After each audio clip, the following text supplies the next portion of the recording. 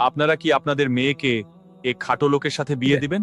না, আমরা কখনোই এই খটো লোকের সাথে আমাদের না, মেয়ে আমরা বিয়ে দিই। কখনো এই খাটো লোকের সাথে আমাদের মেয়েকে বিয়ে দিব না। এমন একজন সাহাবী যার উচ্চতা খাটো ও দেখতে অসুন্দর এবং চরম দরিদ্র হওয়ায় মদিনার বুকে কেউ তার সাথে নিজের মেয়ের বিয়ে দিতে রাজি হতো না। সেই অবহেলিত সাহাবী এরপর এমন এক কাজ করে বসলেন যার মর্যাদা দেখে সকলেই অবাক হয়ে গেল। এই মহান সাহাবীর নাম হল হযরত জুলাইবিব রাদিয়াল্লাহু। তিনি ছিলেন মদিনার একজন আনসার সাহাবী। সমাজের চোখে তিনি ছিলেন একজন অতি সাধারণ ও দরিদ্র মানুষ। তার তেমন কোনো বংশমর্যাদা বা পরিচিতিও ছিল না। শারীরিক গঠন ও সামাজিক অবস্থানের কারণে মদিনার কেউ তার সাথে নিজেদের মেয়ের বিয়ে দিতে চাইত না।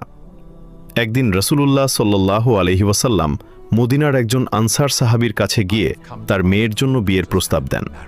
আনসার সাহাবী অত্যন্ত খুশি হয়ে সম্মতি দেন, কিন্তু যখন নবীজি জানালেন